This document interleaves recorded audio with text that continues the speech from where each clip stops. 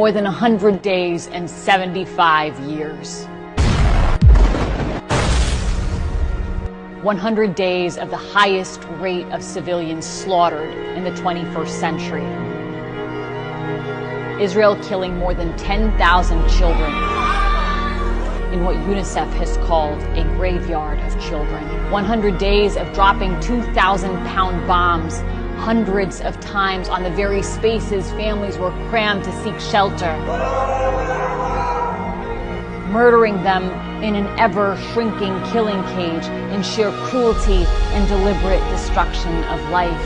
100 days of burning children's flesh down to the bone with illegal white phosphorus, and of destroying 400,000 homes to rubble and forcibly displacing 2 million people, 90% of the population, of bombing 320 schools so children in Gaza have no access to an education, ensuring lost generations, of destroying the healthcare system and decimating nearly every hospital, bombing them with patients in them and systematically targeting 637 doctors and healthcare professionals, an entire class of medicine, while injuring 60,000 so that they succumb to their wounds and die slow, painful deaths. Not enough to massacre them in their homes, but to massacre them in their hospital beds. 100 days of bombing bakeries and purposefully burning food while denying aid trucks in, so an entire civilian population of 2.3 million is mass starved. 80% of those starving in the world in Gaza, 9 out of 10 people in Gaza sleeping without eating, with Israel using starvation as a weapon of genocide on 1 million children.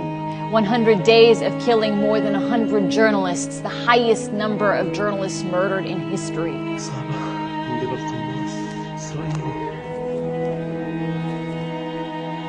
Destroying 169 press offices while banning uncensored foreign journalists in so no one can report the truth from Gaza. 100 days of Israel cutting off telecom and internet services while it burns entire communities alive, killing families in the dark. Only 6 ambulances left to save a population of 2.3 million.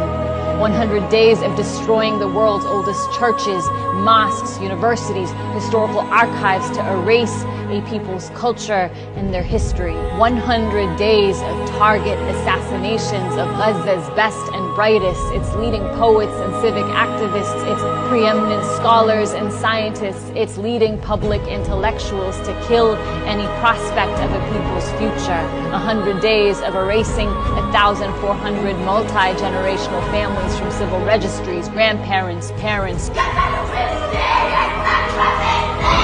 children and babies, sniping at women sheltering in churches, pulverizing cemeteries, raising caskets, desecrating the living and the dead, executing children, holding white flags in cold blood in front of their parents and parents in front of their children, field executions of innocent civilians, stripping them, thrusting their bodies on top of one another like cattle, sexually assaulting the elderly, the disabled, men, women, and children, burning their bodies with lighters, electrocuting them, crushing their bones. 100 days of forcing thousands of mothers to undergo C-sections without anesthetics, to torture the living to death. 100 days of blowing limbs off 9,000 children and cruelly forcing thousands to undergo amputations without anesthetics. 100 days of orphaning 25,000. Creating a generation of traumatized children without parents. 100 days of collapsing neighborhoods on families' heads in their sleep. As they shelter in UN schools after being forcibly displaced from their homes, children's bodies crushed beneath rubble, soldiers laughing and filming themselves as they press the button to wipe out entire blocks on children's heads as though human lives are a game that they play.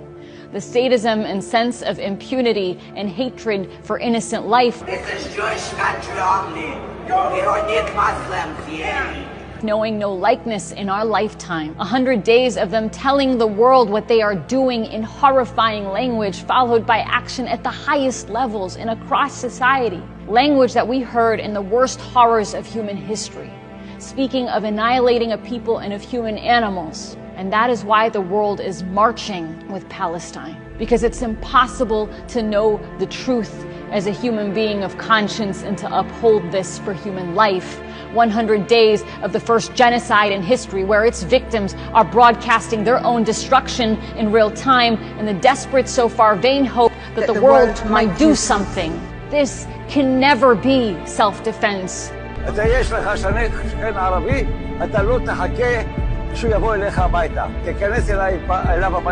Nothing can justify this.